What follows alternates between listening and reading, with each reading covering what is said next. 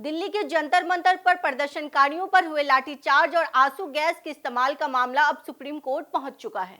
मंगलवार को हुई सुनवाई में चीफ जस्टिस सूर्यकांत ने साफ कहा कि इस पूरे घटनाक्रम की निष्पक्ष जांच होनी चाहिए और यह भी तय होना चाहिए कि आखिर हिंसा की जिम्मेदारी किसकी थी।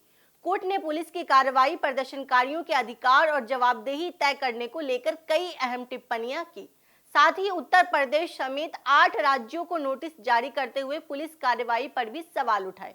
आखिर समझते हैं पूरा मामला क्या है। जंतर मंतर पर हुए प्रदर्शन के दौरान पुलिस द्वारा किए गए लाठीचार्ज और आंसू गैस के इस्तेमाल पर सुप्रीम कोर्ट ने गंभीर चिंता जताई है। सुनवाई के दौरान चीफ जस्टिस सूर्यकांत ने कहा कि शुरुआत में प्रदर्शन शांतिपूर्ण था, लेकिन बाद में हिंसा कैसे हुई इसकी निष्पक्ष जांच जरूरी है। उन्होंने कहा कि हिंसा की 2 संभावनाएं हो सकती हैं, या तो पुलिस ने जरूरत से ज्यादा बल प्रयोग किया या फिर प्रदर्शन में ऐसे लोग शामिल हो गए जिन्होंने जानबूझकर माहौल बिगाड़ा। कोर्ट ने कहा कि एक स्पष्ट प्रोटोकॉल बनने से भविष्य में जवाबदेही तय करना आसान होगा। सुनवाई के दौरान याचिकाकर्ता की ओर से कहा गया कि पुलिस उग्र तत्वों के खिलाफ एफआईआर दर्ज कर सकती है, लेकिन जहां तक संभव हो बल प्रयोग से बचना चाहिए। वकील ने आरोप लगाया कि प्रदर्शन के दौरान कुछ पुलिसकर्मी बिना वर्दी के हथियार लेकर मौजूद थे और उन्होंने भी बल प्रयोग किया। याचिका में पूर्व चीफ जस्टिस की निगरानी में एसआईटी गठित कर पूरे मामले की निष्पक्ष जांच कराने की मांग की गई। साथ ही प्रदर्शनकारियों की डिजिटल पहचान कर उसे सार्वजनिक करने पर रोक लगाने की भी अपील की गई,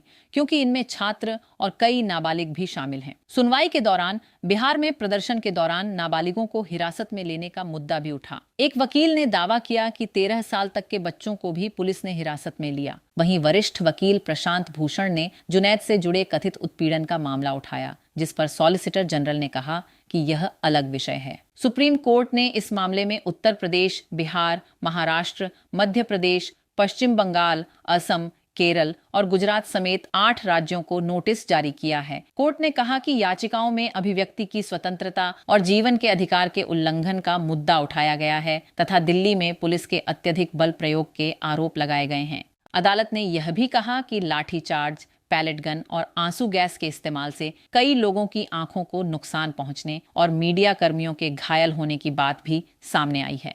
फिलहाल सुप्रीम कोर्ट ने पुलिस को जांच जारी रखने की अनुमति दी है, लेकिन अगली सुनवाई तक कोई कठोर कार्रवाई न करने का निर्देश दिया है।